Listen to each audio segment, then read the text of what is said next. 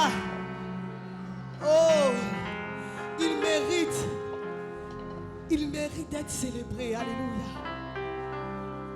Il mérite d'être adoré. Ton Dieu mérite que tu fasses encore plus. Il mérite que nous fassions encore plus. Le monde nous prend pour des fous. Le monde nous prend pour des rêveurs. Mais nous savons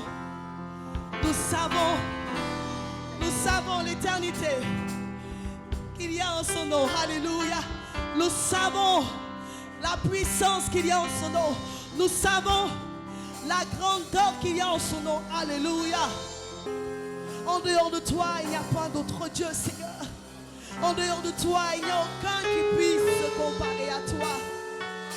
Oui, oh Seigneur, quand je regarde à ta sainteté, quand je regarde, oh Seigneur, à tes bontés, à tes merveilles, oh, qui peut se comparer à toi, Seigneur? Alléluia. Quand je regarde ta sainteté, oui, élevons la voix ensemble et chantons. Et quand je contemple ta beauté et les choses qui m'entourent, et les choses qui m'entourent ne valent plus rien pour moi. Et je découvre en ta présence, je découvre la joie de te chanter. Je découvre la joie de te chanter. Alléluia. De déposer ma vie à. En vérité, Seigneur, il n'y a que toi. Il n'y a que toi qui importe pour moi. Il n'y a que toi, Seigneur, qui importe pour moi. Oh, alléluia, alléluia. Je veux ta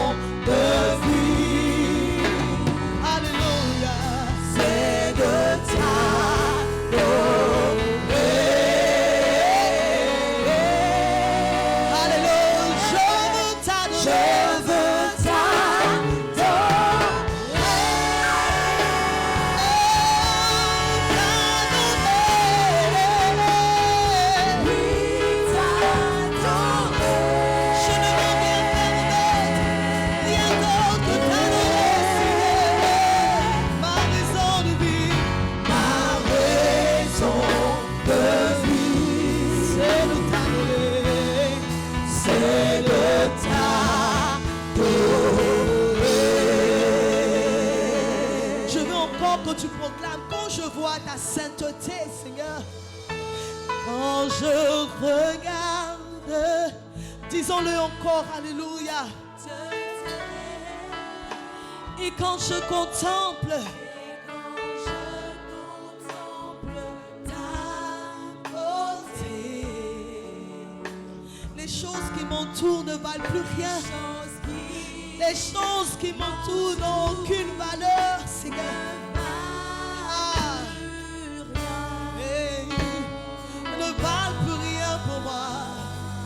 En ta présence, je découvre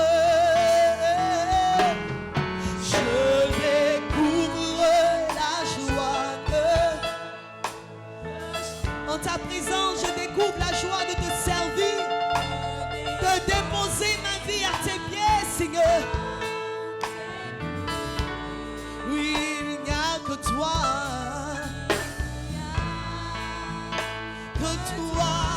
qui importe. Alléluia, alléluia.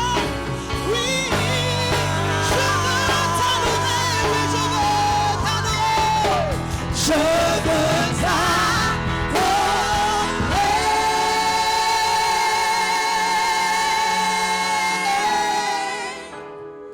Oui,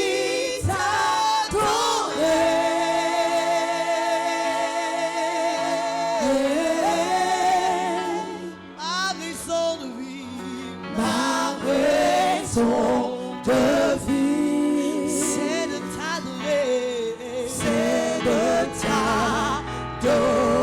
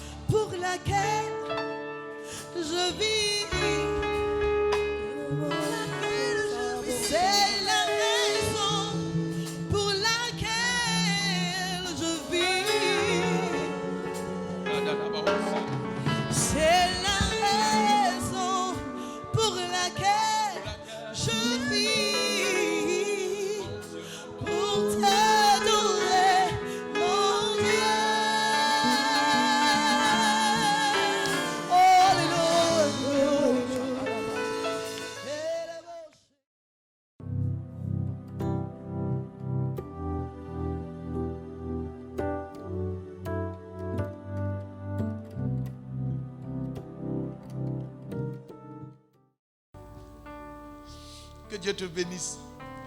Voilà, ce matin donc nous allons partager la parole du Seigneur. Je veux encore être reconnaissant à Dieu pour tout ce qu'il fait dans la vie de chacun d'entre nous. Nous sommes donc en train de parler de la foi. Nous avons donc tiré ce thème du verset qui se trouve en 2 Corinthiens. En 2 Corinthiens au chapitre 4, verset 13. Et comme nous avons le même esprit de foi qui est exprimé dans cette parole de l'Écriture, j'ai cru, c'est pourquoi j'ai parlé. Nous aussi, nous croyons et c'est pour cela que nous parlons. Et nous avons vu dès le commencement donc que la foi s'exprime. La foi parle. La foi a une manière de s'exprimer. Et nous avons vu également au commencement de ce passage, enfin au début de ce verset, que nous avons le même esprit. Nous avons. Pour dire que Dieu a permis que chacun de ceux qui croient en lui ait la foi. La foi, c'est quelque chose de surnaturel. La foi, c'est quelque chose que nous ne pourrons pas expliquer. Mais nous avons compris que Dieu nous vient en aide. En 2 Corinthiens au chapitre 5, au verset 7, là-bas, il y a ce qui est écrit que la plupart, je dirais même la totalité des serviteurs de Dieu, tout le monde connaît ce passage. Nous marchons par la foi et non par la vue. Alléluia. Nous marchons par la foi et non par la vue. Il s'agit de marcher, c'est une marche. Et chaque fois que nous marchons, quelqu'un marche, il a une destination. Donc marcher par la foi veut dire que nous commençons une course avec le Seigneur, nous commençons un chemin, nous commençons une route, nous marchons par la foi. Mais cette marche-là, il y a une destination. Et lorsque vous remettez ce verset dans son contexte, vous allez comprendre que marcher par la foi est soutenu par ce qui est écrit, les versets plus hauts. Pour ceux qui marchent par la foi, beaucoup de personnes pensent que c'est la capacité d'obtenir des choses. C'est vrai, c'est une partie de la foi. Je dirais même que c'est la partie qui est visible. Mais les parties profondes de la foi sont encore cachées dans les versets qui suivent.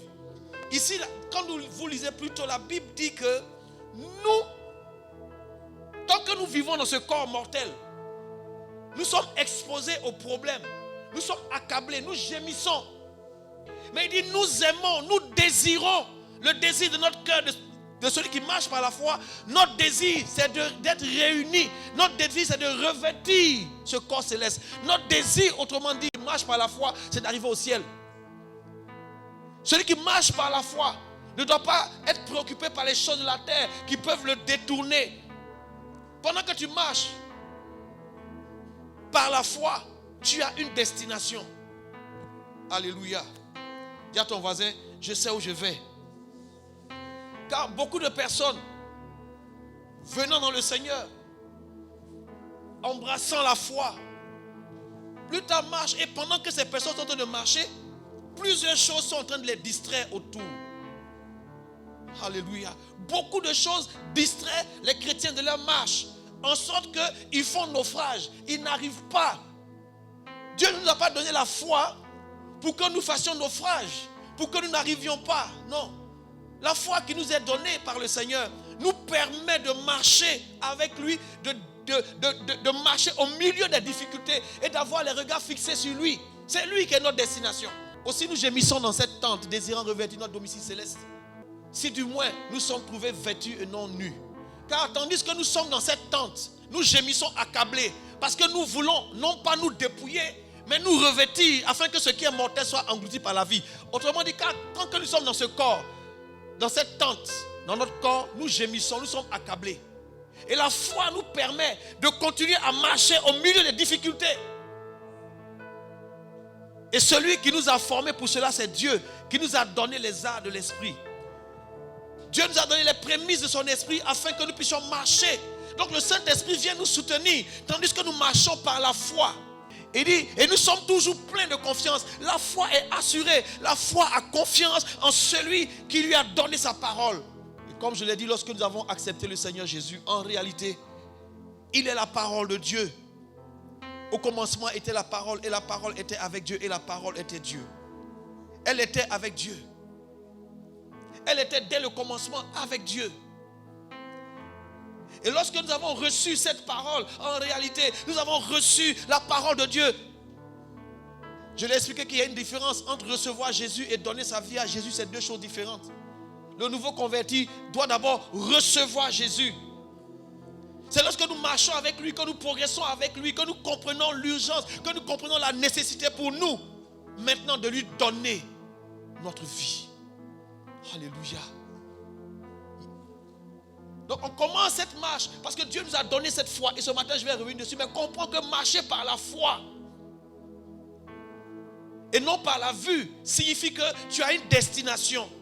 Tu ne peux pas avoir reçu la foi et marcher juste parce que tu regardes à côté de toi un magasin, tu regardes à côté de toi une boutique, tu regardes à côté de toi une maison, tu regardes à côté de toi. Non, ne te laisse pas distraire. C'est pourquoi la Bible dit que nous devons rechercher premièrement le royaume de Dieu et sa justice, et toutes ces choses nous seront données par-dessus.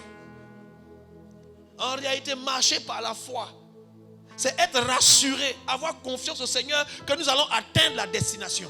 Quelqu'un dit Amen. Dis à ton voisin, j'y arriverai. Parce qu'il a payé le prix. Pas seulement pour que nous puissions être heureux sur la terre, mais pour que nous puissions vivre avec lui. Si tu as reçu la foi juste pour la terre, c'est que tu as déjà fait naufrage par rapport à cette foi.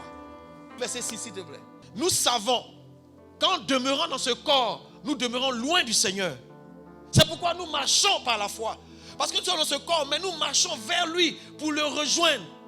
Est-ce que quelqu'un comprend ça? Verset 7 maintenant.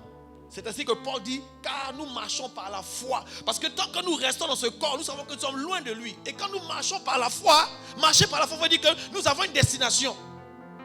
Nous allons le rejoindre. Nous sommes heureux. Nous désirons. Nous aimons mieux quitter ce corps. J'en ai parlé, n'est-ce pas? Voici la foi. La foi aime mieux quitter ce corps et demeurer auprès du Seigneur.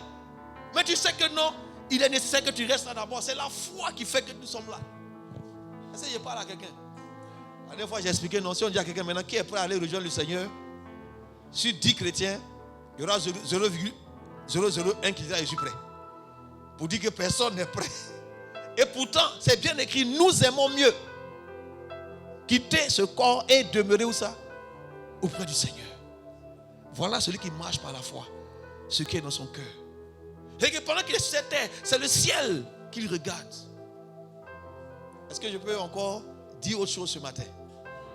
J'ai fait juste ce petit tour là pour parler à quelqu'un. Ce matin, je veux dire à quelqu'un que lorsque tu crois, le fait que tu dises je crois en Dieu, je crois au Seigneur Jésus, c'est quelque chose de surnaturel. C'est pourquoi il y en a qui disent qu'ils ne croient pas. Parce que c'est de manière naturelle. Personne ne peut dire je crois en Jésus. Le Seigneur même le dit dans sa parole, nul ne vient à moi si le Père qui m'a envoyé ne l'attire. Donc il y a une attraction, c'est Dieu même qui induit ça en nous. Lisons ensemble. Dans Romains chapitre 12, le verset 3. Nous allons commencer là-bas. Romains chapitre 12, le verset 3. Et là, je vais prendre un mot. Et je vais expliquer ce mot pour que tu comprennes ce matin qu'en réalité, tu n'es pas n'importe qui. Alléluia. Touche ta poitrine et puis dis non, je ne suis pas n'importe qui. Parce que je fais partie des personnes que Dieu a choisies. Parmi tous les hommes qui existent, Dieu t'a regardé, il t'a choisi. C'est pourquoi tu es capable de dire oui, je crois en toi. Le fait que tu aies donné ta vie, que tu sois venu à Christ, se mettre à ses pieds, c'est parce que Dieu t'a attiré dans son amour. Il t'a regardé, il t'a aimé avant même que tu n'existes. Il t'avait déjà vu dans sa pensée. Il t'avait déjà conçu dans son esprit. Lisons ensemble cette parole.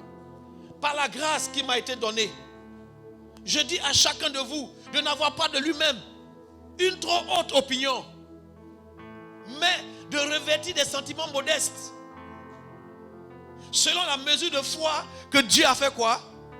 Que Dieu a départi à qui? À chacun. Dis à ton voisin, Dieu t'a donné la foi. Ce passage, moi, me rassure. Ce passage dit exactement que Dieu a donné une mesure de foi à qui? À chacun. Regarde ton voisin et puis pose une question de ma part. Est-ce que tu as la foi? Cette chose-là, c'est quelque chose que Dieu donne. Tu n'as pas mérité, il te donne. Est-ce que quelqu'un comprend ça? Il t'a aimé avant la fondation du monde. Tu n'es pas encore conçu, il t'a déjà aimé. Donc le fait que tu dises oui au Seigneur, c'est la preuve de son amour pour toi. Et pendant que tu viens, sache une chose, il a déjà mis en toi une portion de foi. C'est ce que la Bible dit. Il a départi, selon la mesure de foi que Dieu a départi à chacun. Je veux ouvrir le chacun et te mettre dedans. Dieu, je suis propriétaire de chacun, j'ouvre la porte. Venez. Autrement dit, chacun a fait quoi? A reçu quelque chose. Une mesure de foi. Maintenant, regarde. On va arriver là-bas. Mais à qui on donne cette foi? Ça veut dire que la foi ne peut être donnée qu'aux personnes humbles. Je ne sais pas si vous comprenez. Il dit ceci, c'est bien écrit. Il dit par la grâce qui m'a été donnée, je dis à chacun. Voilà le même chacun qui est en haut. Voici le même chacun qui est là. À chacun à qui je vais donner ma foi. Je vous demande une chose. N'ayez pas une haute opinion de vous-même. Parce que quand tu as une haute opinion de toi-même et que la foi arrive, tu vas prendre cette foi pour te positionner, pour t'élever. Au lieu d'élever Dieu, au lieu d'élever Christ, tu ne comprendras pas. Quand tu as une haute opinion de toi-même, quand la foi vient, tu ne pourras pas fonctionner normalement. Croyons à quelque chose. Est-ce que je peux parler à quelqu'un même?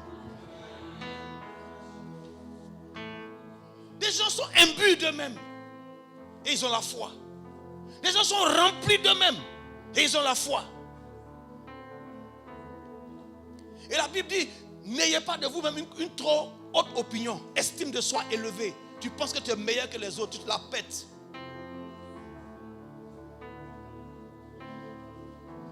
Et non seulement de ne pas avoir une haute opinion de soi, mais en plus de faire quoi? D'avoir des sentiments quoi? Modestes, d'être simple. C'est à ceux-là que Dieu veut faire quoi? Départir une portion de foi. Cette chose qui est surnaturelle. On ne paye pas pour ça. Le prix a déjà été payé. Tu viens juste te servir. Et quand tu la reçois, tu dois recevoir cette foi avec humilité, avec simplicité, avec modestie. Pourquoi? Il ne t'a pas été donné en vain. Il t'a été donné pour un but, pour te permettre de marcher sur la terre pour arriver où ça? Pour atteindre le ciel. Mais fais attention, chemin faisant, il y a des choses de ce monde qui peuvent te distraire. Tu peux regarder à gauche, à droite, être distrait. Et faire naufrage. Mais si tu es rempli de toi-même, tu vas utiliser la foi pour obtenir des choses. Comment tu peux rouler dans une voiture de 153 millions? Il ne faut pas faire. Regarde. Regardez-moi ce gaspillage. La même voiture. Enfin, c'est dommage qu'on en arrive là. Alors que 150, toi tu roules avec seulement. Ça peut construire 10 églises. Au moins.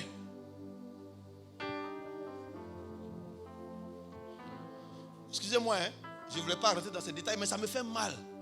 De voir que toi tu as la foi, mais tu es tellement rempli de toi que tu veux habiter la plus grande maison. Maintenant, tu as une maison de 12 pièces. Et pendant au moins 1 an, il y a des pièces de ta maison que tu n'es pas rentré là-bas. Alors ça sert à quoi de bâtir de grands châteaux alors que ces choses vont être pliées, vont être roulées comme un vieux vêtement. Cette terre va passer et tout ce qui est en elle. Mais la foi, elle ne passera pas. Parce qu'elle est accrochée, elle est arrimée à quelque chose qu'on appelle parole de Dieu. Et la Bible dit que le ciel passera, la terre passera, mais ma parole ne passera pas. Or, la foi qui nous est donnée est quoi? Attachée, arrimée, connectée, liée à quoi? À sa parole. Dis à ton voisin, je suis surnaturel. Moi, je ne suis pas mystique, je suis surnaturel. Je ne suis pas simple. On me demande d'être simple, oui, mais mon fonctionnement n'est pas simple. Ça se complique au fur et à mesure qu'on marche avec le Seigneur. Écoute-moi, il dit selon la mesure de foi que Dieu a départi. Le mot départi, ça vient du mot grec mérizo. M-E-R-I-Z-O. Mérizo. Mérizo veut dire diviser quelque chose. Partager quelque chose. Mérizo veut dire avoir part, une portion, une part. Ce qui est divisé, ce qui est partagé, cette partie-là. Mérizo veut dire partager, séparer en plusieurs morceaux. Mérizo veut dire diviser en plusieurs parties. Mérizo veut dire être fendu en fractions. Mérizo veut dire répartir. Mérizo veut dire distribuer une chose à tout le peuple. Aller et distribuer. Donc ce passage nous dit que à tous ceux qui sont simples, à tous ceux qui sont humbles, qui n'ont pas une haute opinion, le Seigneur dit dans sa parole, au travers de Paul à l'église de Rome, il est en train de leur dire, à vous qui êtes simples, à vous qui êtes humbles, j'ai partagé, j'ai fractionné, j'ai divisé la foi et j'ai fait quoi? J'en ai donné à chacun de vous. Frère, tu as reçu quoi? Il est la parole de Dieu qui a été faite chair. Quand tu reçois Jésus, quand tu acceptes Jésus, quand tu le reçois, alors qu'est-ce qui se passe? Tu reçois aussi la foi. Parce que la foi est née, se base, est assertie, c'est sa fondation, d'où ça? De la parole de Dieu. Regarde. Qui peut répondre? Je te pose la question, où est ta foi? Il y a ma foi. Où est ma foi? Dis à ton voisin, où est ta foi? La semaine passée, nous avons vu marcher par la foi.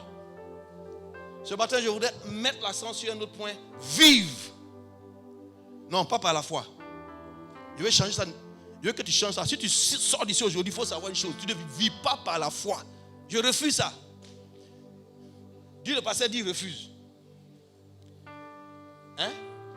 faut bien dire, le pasteur dit, il refuse. Tu ne dois plus t'exprimer de cette manière. Mais tu dois plutôt dire, si tu as reçu un morceau, le morceau là c'est pour qui? C'est pour toi. Dis Amen. Et on te demande de vivre par la foi. C'est comme quelque chose qui est abstrait. Non, on t'a donné un morceau. Tu ne dois plus vivre par la foi. Mais tu dois vivre quoi? Par la foi que tu as reçue. Donc c'est pour toi. Donc tu dois vivre comment? Je vis par ma foi. Et c'est ce que Dieu m'a donné pour que je puisse marcher. C'est ce que Dieu m'a donné pour que je puisse avancer. C'est ce que Dieu m'a donné. Est-ce que ça va? Mérizo, distribué. C'est gratuit, ça a été donné. Donc je vois, et quelque part le Seigneur disait, si parmi vous, si quelqu'un avait la foi aussi petite, quelqu'un a lu ça, non? Aussi petite, ça veut dire que quand Dieu a partagé foi là, quand il partageait la foi, il a divisé, Dieu coupé, et c'est en stock. Si quelqu'un dit tout de suite je donne ma vie à Jésus, qu'est-ce qui se passe? Un morceau lui est donné. Ça là c'est bon pour toi, vis avec. Ça peut te permettre de vivre, comment on appelle ça? C'est que de traverser toute ton existence. Tu dois vivre avec cette petite chose qu'on t'a donnée. Vivre avec. En réalité, cette portion que j'ai, c'est ma responsabilité de faire quoi? De l'entretenir et de la développer. Dans Matthieu 17, il c'est à cause de votre incrédulité, leur dit Jésus. Je vous le dis en vérité, si vous aviez de la foi comme un grain de sénévé, vous diriez à cette montagne. Autrement dit, la foi, elle fait quoi? La foi parle. On a vu marcher par la foi. Vous pouvez voir ce matin, vivre par la foi. Et après, on verra maintenant parler par la foi. 2021. C'est pour ceux qui parlent. La fois passée, on a été éclairé, non? Pour un enfant qui naît, est-ce qu'il marche avant de parler? Est-ce qu'il parle avant de marcher? En tout cas, vraiment, on a vu que l'enfant, il fait quoi?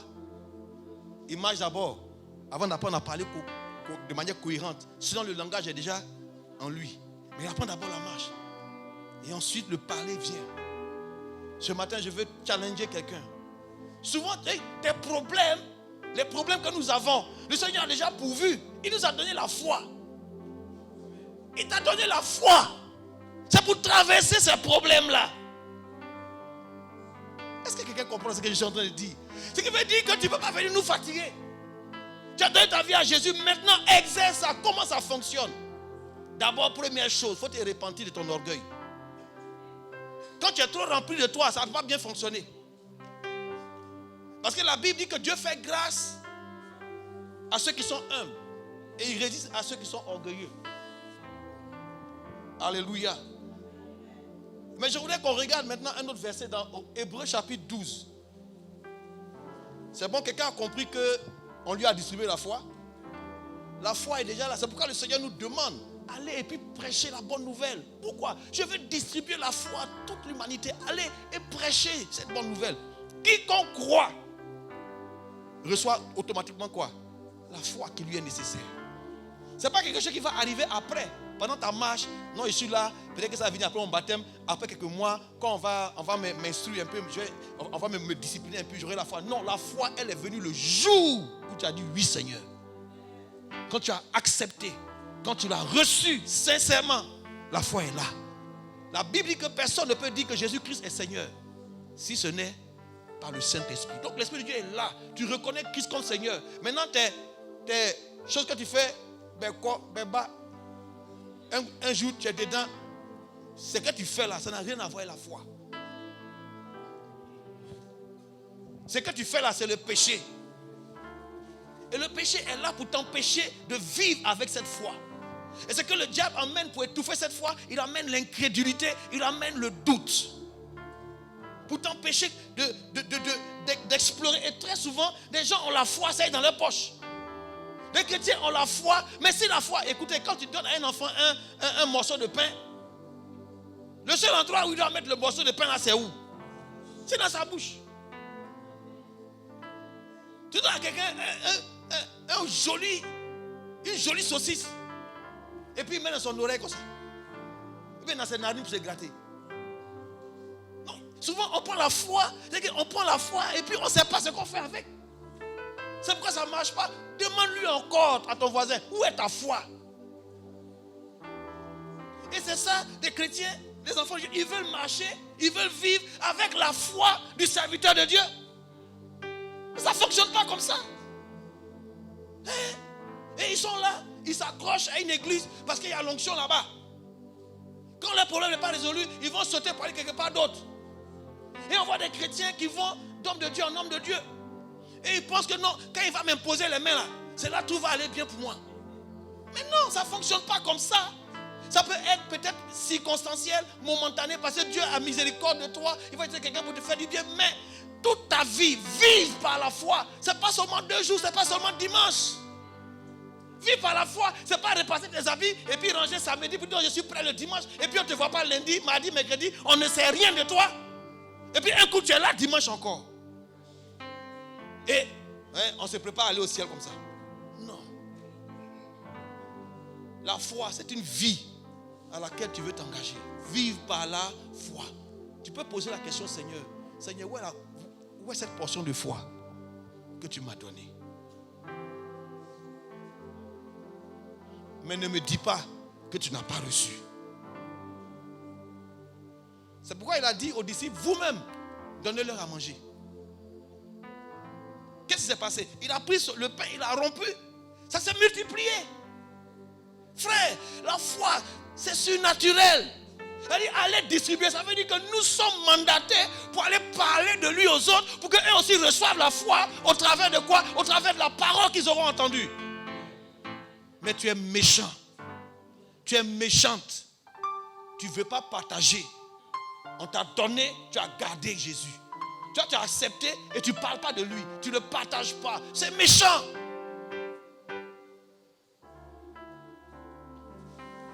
Ton simple collègue, vous vous asseyez ensemble. Le Mauritanien a quitté la Mauritanie. Vous venez là. En Mauritanie, c'est interdit d'évangéliser. Mais il est venu là. Pourquoi quoi? Ne regarde pas seulement, j'ai lui parler de Jésus. Non, regarde, tu veux lui communiquer la foi. Quelque chose d'autre.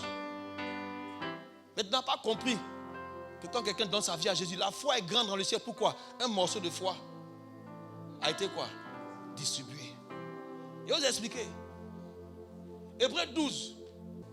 Nous donc aussi, puisque nous sommes environnés d'une si grande nuée de témoins, rejetons tout fardeau et le péché qui nous environne si facilement. Et courons avec persévérance dans la carrière qui nous est ouverte. C'est la marche par la foi. C'est la vie par la foi. C'est une voie nouvelle. C'est un chemin qui est déjà tracé. Jésus a dit, je suis le chemin, la vérité et la vie. Si quelqu'un emprunte ce chemin, il va aboutir où ça? À la vie. Mais il va passer par quoi? Par la vérité. Tout ce chemin-là, c'est moi. Mais pour que vous puissiez marcher correctement, je vous ai donné la foi. J'ai coupé ça en moi pour vous la donner. Le verset 2 est tellement fort. Ça, c'est dans la version Louis II, nous dit, ayant les regards sur Jésus, il est quoi? Le chef et le consommateur. Il n'a pas dit, tu as de la foi. Maintenant, il dit, qui en vue de la joie qui lui était réservée, a souffert la croix, méprisé l'ignominie et s'est assis à la droite du trône de Dieu. Ce qui veut dire que Jésus a accepté de souffrir, il a accepté de mourir, il a accepté tout cela. Pourquoi? Parce que cette joie lui était réservée. Quelle joie? En tant que chef et consommateur de la foi. Si toi tu es chef cuisinier,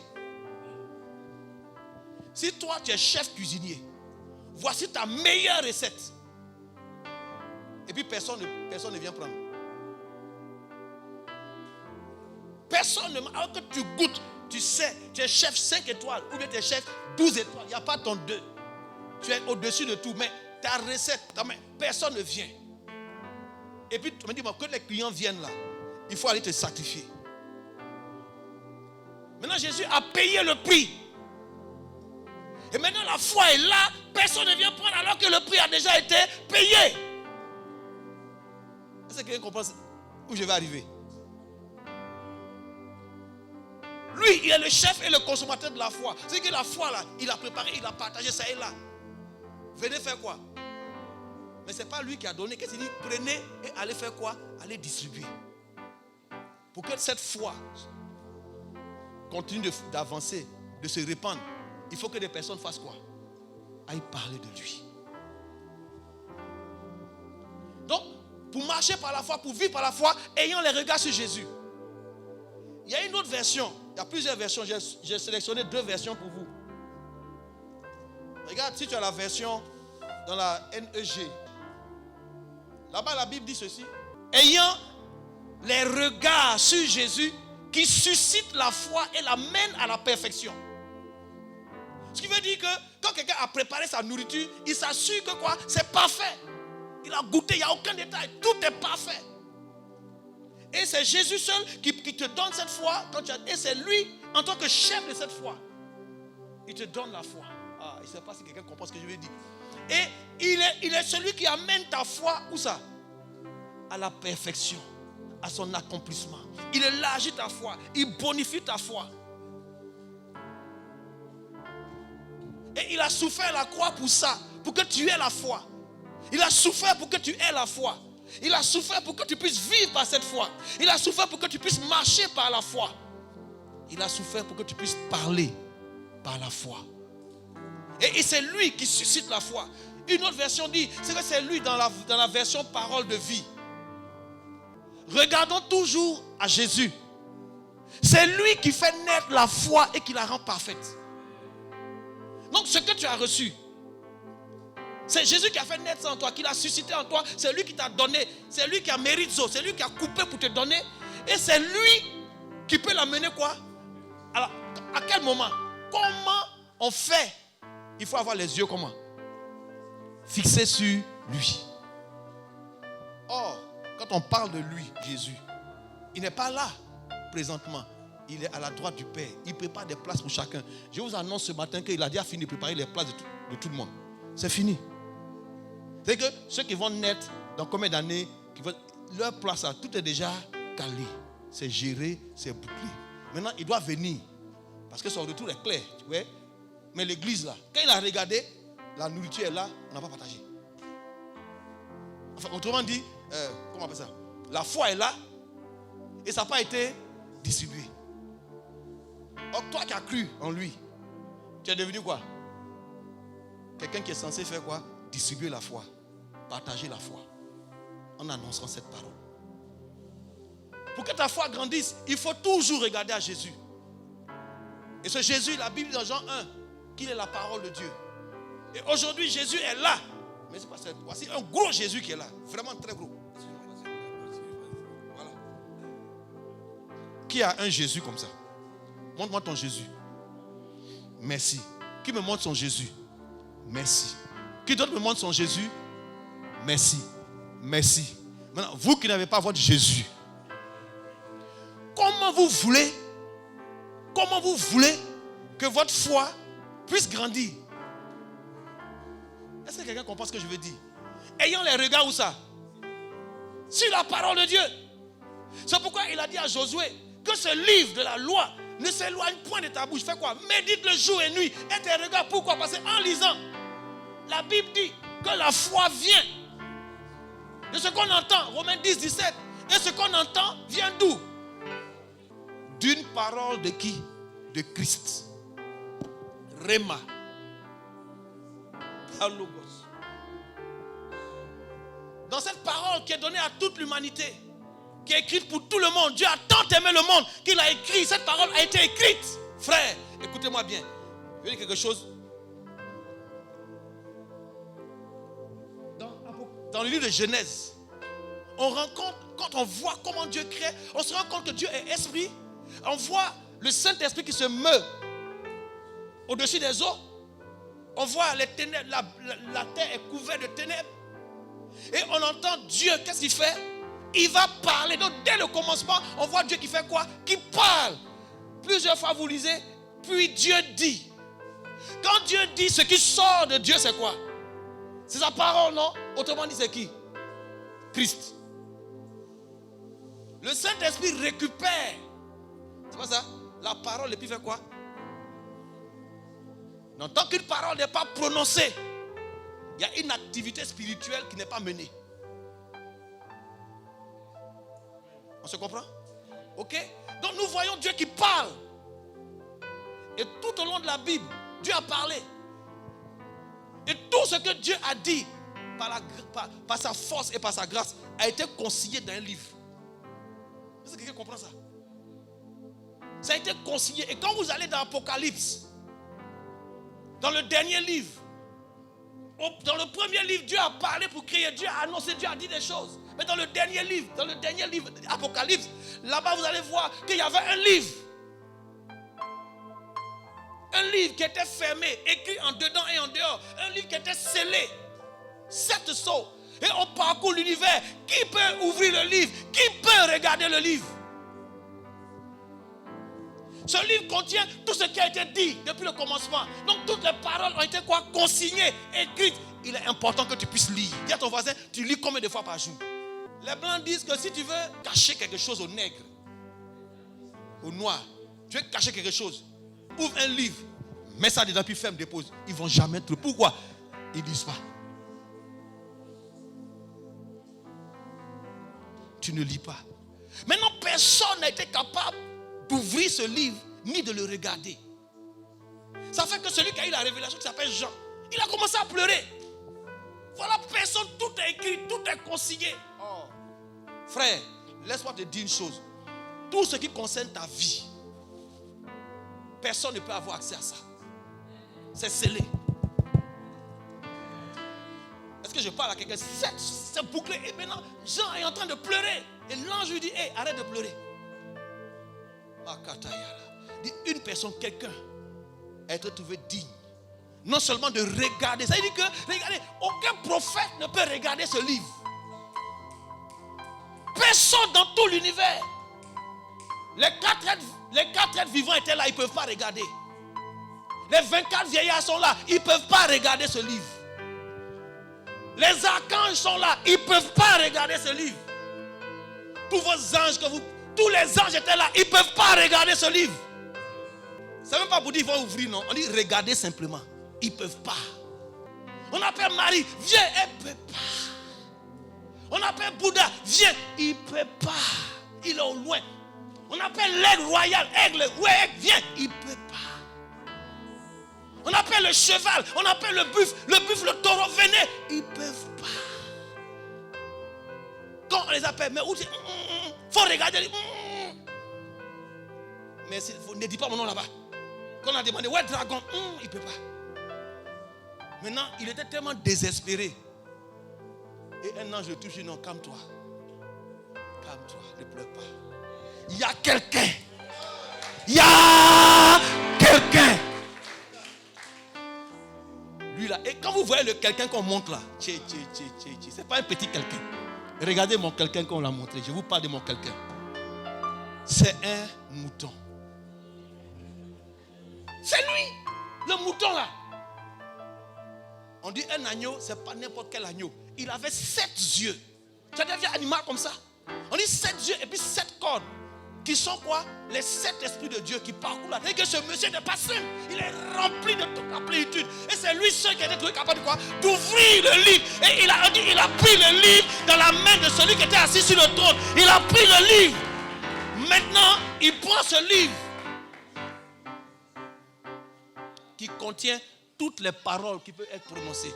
Il prend ce livre qui concerne ta vie. Il prend ce livre qui concerne ma vie. Il prend ce livre qui concerne la création, l'humanité. Il prend ce livre. Personne ne peut ouvrir ce livre. C'est lui seul. Et la Bible nous dit,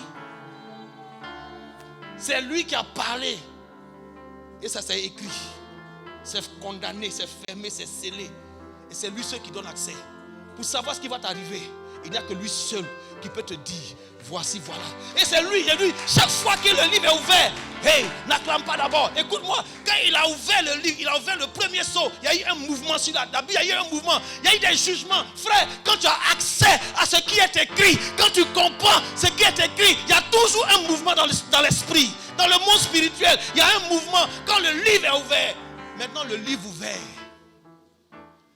C'est pas qu'il te dit, tiens, lis. C'est comme quelqu'un qui décode. C'est qu'il te donne. Tu comprends.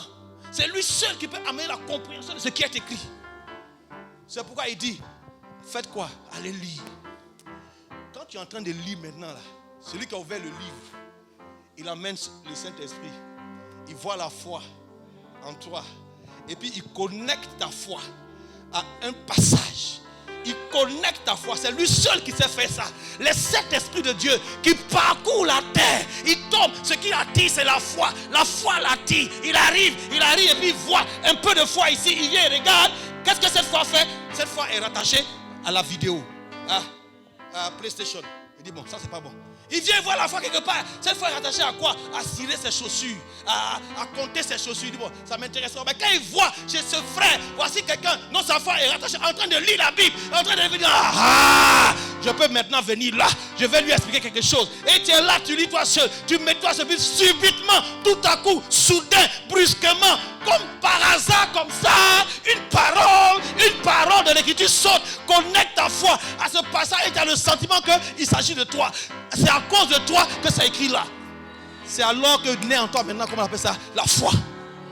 Quelque chose arrive là. Tu crois que ça, il s'agit de toi. C'est pour toi cette parole. C'est cette parole qu'on appelle Réma. C'est pas pour tout le monde. C'est pour une personne. Il y a quelqu'un, c'est lui seul. Le livre est fermé.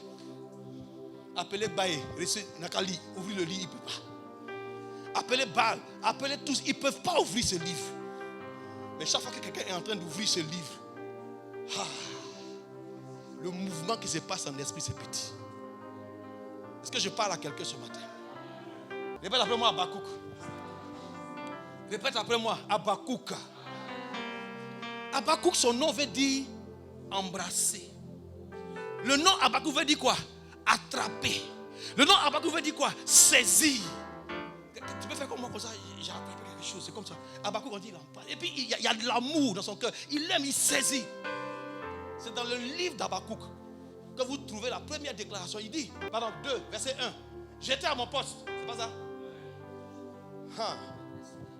J'étais où ça? À mon poste. Dis à ton voisin, la foi est toujours à son poste. C'est pas quelqu'un. Toi, c'est la foi, c'est pas à ton poste. C'est devant Real contre Barça. Ta foi, et il y a quelqu'un, tu as la foi, tu appliques ta foi à prier pour que Ronaldo marque plus de buts que Lionel Messi. Il y a ta foi, il y a pas ce gaspillage là.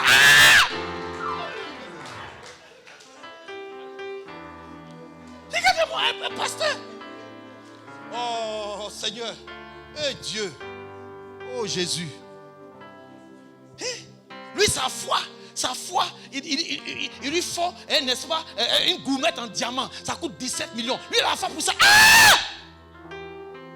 Sacrilège. Il est devant les catalogues des choses. Il regarde ça. Oui, ça c'est pour moi. Catalogue de 18 carats. Il est là, il tourne. Tu la vois. Elle, sa foi là, c'est sur les talons qu'on pensait, qu'on s'arrête dessus. Ça la fatigue. Elle est là. Et puis elle commence. Quand elle feuillette, pour se donner bonne conscience, elle tourne les pages. Elle dit non, il faut que les talons, 17 cm. Oh non, il faut un 22 cm. Il faut le sac, le petit sac. Tu vois, elle se voit, elle est devant le miroir.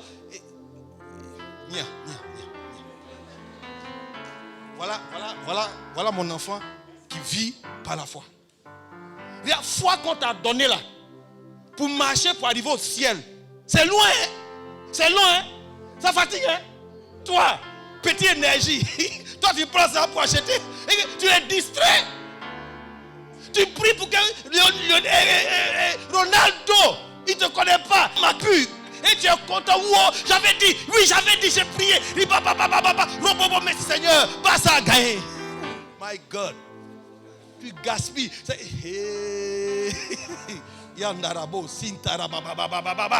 Non, on ne gaspille pas ce truc. Il est mort sur la croix. Il a dit, ayez les regards fixés sur moi. Alors qu'est-ce que je vais faire? Votre foi, je vais l'amener à la perfection, à son accomplissement. Elle va grandir. J'en suis le consommateur et le chef. Qui va ouvrir son cœur? Habakkuk dit, j'étais à mon poste. Je faisais quoi? Je veillais. Pour faire quoi? Pour voir ce qu'il me dit. Autrement dit, pour faire quoi? Pour entendre une parole. Il veille pour entendre une parole. Toi, tu veilles parce qu'il y a le match de boxe à 2h du matin, tu veilles. Tu veilles, mon frère, tu veilles, ma soeur, tu veilles. à cause du match de basketball, NBA. Combien tu veilles, il est 2h du matin, tu es là. Merci, Canal Horizon.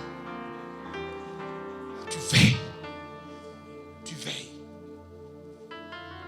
Mais lui, Habakkuk, il veillait pourquoi? Qu'est-ce qu'il va entendre? Donc, je le vois comme aujourd'hui, quelqu'un qui a sa Bible, qui est en train de prier. Il dit, Seigneur, parle-moi. Et il attend. Où il attend patiemment. Dans sa maison seule. Dans un endroit seul. Parle-moi. Et la Bible dit, au verset 2, il dit, l'Éternel m'adressa la parole. Dis à ton voisin, la foi, quand elle attend, la parole arrive. Quand la foi est dans son attente, quand la foi est en train de veiller, j'ai la foi qui va me parler. Il doit me parler parce que la foi qu'il m'a donnée est attachée à sa parole. Tant qu'il ne m'a pas parlé, la foi qu'il a mis en moi ne va pas grandir, ne va pas s'affermir, ne va pas s'accomplir. Donc il est nécessaire qu'il fasse quoi? Qu'il parle. Et chaque parler de Dieu est comme une goutte d'eau sur la foi. Ça fait grandir ma foi. Donc chaque fois que la foi attend, est en train de lire, méditer, alors il va parler.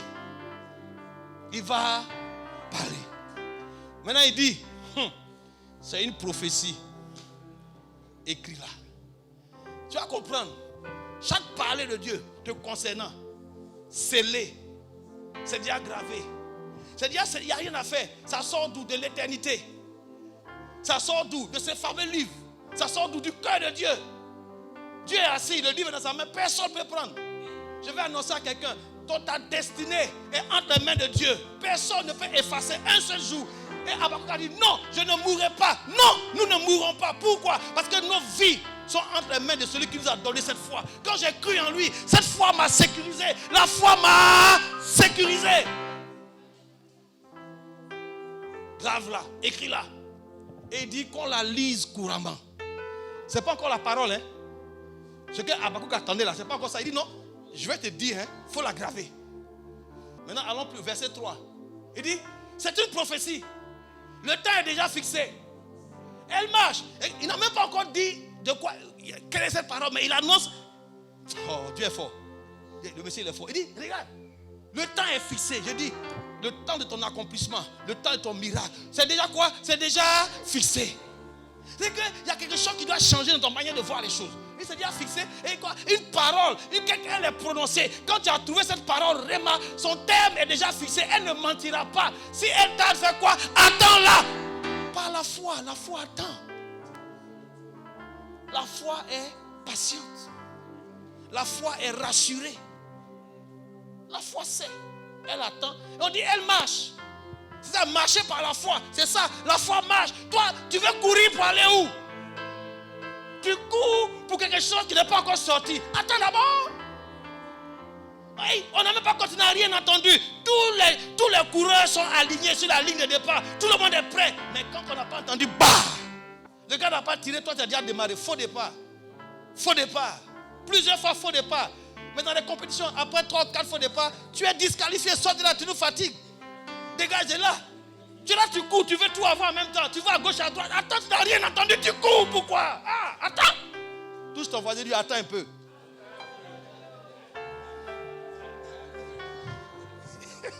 La foi, elle fait quoi? Elle marche.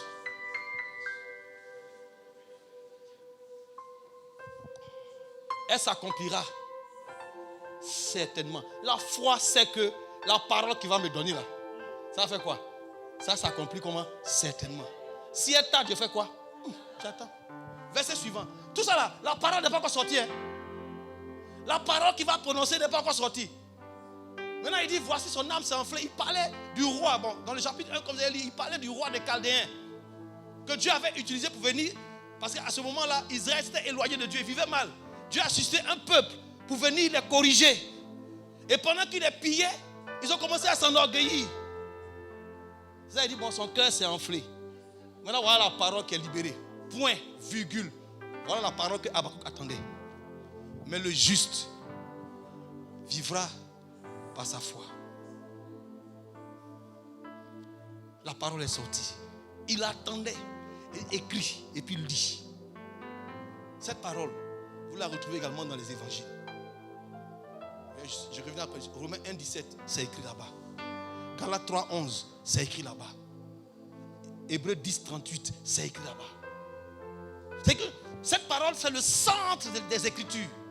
Cette parole, c'est le socle de la vie en Christ. Attends-la. Et elle est arrivée. Qu'on la lise couramment. Et toi, qu'est-ce que Dieu t'a dit? Est-ce que tu as écrit le jour, l'heure? Est-ce que tu reviens régulièrement sur ça? Moi, je suis au courant de ce qu'il m'a dit. Je suis dessus. Je suis dessus. Pour l'instant, je vois ça vient un peu. Ce qui vient là, c'est un peu. Je vois un peu. C'est pas grave, je suis dessus. Ça tarde, j'attends. Mais je suis en train de parler. Seigneur, tu as dit, tu ne mentiras pas. Ça va arriver. Hey, ça ne ment pas. Une parole qui ne ment pas. Je suis serein. Et je marche sereinement. Ouais, des gens qui marchent appuyés sur ce qu'on leur a dit. Et c'est tellement merveilleux cette foi que tu peux l'entretenir quand tu ouvres la Bible. Oh Seigneur, tu n'as pas compris, c'est ça. Est-ce que ce matin quelqu'un a compris qu'il a reçu quelque chose? Mérizo, il a distribué. Et c'est pour ça qu'il est mort sur la croix. Quand tu prends la Sainte Seine, tu as vu que tous les morceaux étaient quoi? Coupés, non? C'est comme ça la foi. Tu viens et puis tu prends et puis tu consommes. C'est dit en toi. C'est à toi, mais c'est comme une graine. C'est comme quelque chose qui a été planté, qui veut se développer, qui doit grandir. Arriver où ça? À la perfection. Et quand ta foi commence à grandir, frère, tes regards sont fixés où ça? Sur Jésus. Et ta marche, tu connais ta destination, c'est où? C'est le ciel. Toutes ces choses autour de toi perdent leur valeur et leur éclat. Aucune chose ne peut avoir plus d'éclat pour toi que Christ. Et quand tu regardes, frère, il dit, ayant les regards, je reviens dessus, les regards. Quand tu contemples, frère, écoute, contempler, c'est pas ça, regarder. Et la Bible dit que, et nous, donc le voile a été déchiré. Je crois que c'est dans Corinthiens, je crois. 2 Corinthiens 3, le verset 18. Alléluia. Nous tous qui le visage découvert, qui avons accepté Christ, le voile a été ôté. Qui avons accepté Christ, nous avons eu la foi dans la parole de Dieu. Qu'est-ce que nous faisons? Nous contemplons. Contempler, ça veut dire quoi? Regarder, avoir les regards fixés sur lui. Il dit quand nous contemplons, comme dans un miroir, la gloire du Seigneur, nous sommes quoi? Nous sommes transformés. Donc la foi t'amène à avoir tes regards sur lui. Et pendant que tu médites, pendant que tu es en train de marcher, tu avances. La Bible dit que tu es transformé. C'est la foi qui te pousse à contempler. C'est la foi rassurée qui vient se puiser en lui. Tu le contemples. La Bible dit que nous sommes transformés. Ce n'est pas quand tu pries en langue que tu es transformé. La transformation ne vient pas dans le parler en langue. Non, lis. Hein? C'est ça, non? Allez, contemple. Papa, j'ai lu déjà. Contemple maintenant. Mais comment on fait? Contemple. Contemple, ça veut dire admirer. Pendant que tu lis, est-ce que tu le vois? Pendant que tu lis, est-ce que tu vois la scène? Pendant que tu lis, est-ce que tu vois son amour? Pendant que tu lis, est-ce que tu arrives à décrire ce qui se passe? Pendant que tu lis, est-ce qu'il y a une excitation qui monte en toi? Pendant que tu lis, contempler. Avoir les regards sur lui et apprécier, admirer, célébrer. Pendant que tu le contemples, la Bible dit il y a quelque chose qui se produit. Tu es transformé par le Seigneur. Par le Seigneur. Le Seigneur lui-même te transforme quoi? De niveau de gloire en gloire. Il faut bien me regarder. Hein? Bientôt tu as pu me reconnaître. Mais le Seigneur il a mis soupape de sécurité qu'on appelle humilité. Si tu es trop débordé là, heureusement pour Paul, pour le garder, pour le sauver, Dieu a fait quoi? A envoyé un démon dans le corps de Paul. Moi, il regarde, il dit, si je suis malin là. Et chaque fois que Dieu faisait des exploits avec Paul, ça ne tarde pas. Et puis, tu vois, le tout peut monter vite. Hein? Tellement c'est glorieux. Et puis, le démon là vient comme ça. Piqué dans sa chair quelque part. Il comprend que ce n'est pas lui qui sauve. Ce n'est pas lui qui guérit. Ce n'est pas lui, c'est Dieu qui guérit. Si ce n'était pas ce démon là, ouais. Souvent, les démons, ce n'est pas tout, il faut chasser. Parce que si quelqu'un avait chassé ce démon de Paul là, on n'allait pas le trouver. Non, on n'allait même pas avoir cette parole de Corinthiens. Et c'est lui qui a écrit tout ça là. Colossiens, Corinthiens, 2 Corinthiens. Bon, Hébreu, on ne sait pas. Galates, Éphésiens, Romains, 1 Thessaloniciens, 2 Thessaloniciens, 1 Timothée, 2 Timothée, tout ça là. C'est Paul, hein. Heureusement qu'ils n'ont pas chassé son démon, hein. Ou bien, c'est ce qu'il dit là. Voilà, je vais m'arrêter là. Pour dire à quelqu'un, tu as besoin de faire quoi? D'avoir les regards sur lui. Frère, si tu lis la Bible et puis tu dors, vraiment, il n'y a plus d'espoir pour toi. C'est-à-dire, vous voyez, je vous ai rendu le témoignage, non? Je n'ai pas rendu le témoignage. La dame qui a rendu le témoignage à l'église là. Et, oh, alléluia, le Seigneur est merveilleux. Je veux rendre gloire au Seigneur. Ce matin, je veux témoigner. Micro. Dis, oh là là, le Seigneur est merveilleux. Quand je ne connaissais pas le Seigneur, j'avais un problème des choses comme ça. D'insomnie, je n'arrivais pas à dormir. C'était difficile. J'étais fatigué, j'ai vu tous les médecins. Et patati et patata, j'ai pris des somnifères. Mais rien, je n'arrive pas à dormir. Mais quand j'ai donné ma vie à Jésus, oh Seigneur, que ton nom soit glorifié. Oh, il est merveilleux le Seigneur. Et quand je prends ma Bible, pour lire ma Bible, oh Seigneur, à peine je lis 2 minutes, 3 minutes à peine, je commence à dormir. Oh, je lui rends toute la gloire. Ah, Seigneur! Je sais que c'est toi. Tu dors. Quand tu lis, tu dors. C'est de toi qu'il s'agit. Vous voyez? Et tu dors sur la Bible. Tu dors sur le Seigneur, tu dors sur la Bible. Tu te retournes dessus. La Bible est froissée. Quand tu vois sa Bible, tu penses que non, il a trop étudié. Il utilise. Il donne. Il y a quelqu'un qui gérait sa Bible. Il a fouillé toute sa maison. Le gars est là. C'est quand il voulait secouer son drap pour faire son lit là qui trouve sa Bible. Et sois délivré, mon frère. Il y en a d'autres, c'est dans la Bible, ils cachent l'argent. On t'a dit que c'est confort. On t'a dit que la Bible, c'est porte-monnaie. Quelqu'un t'a dit ça. Jusqu'à sa femme l'a attrapé. Une lettre. L'a cachée là-bas. Elle a fait tomber, elle faisait un ménage. Elle voyait papa qui soit lit lettre d'amour. Oui. Que Dieu vous bénisse. Que Dieu te bénisse.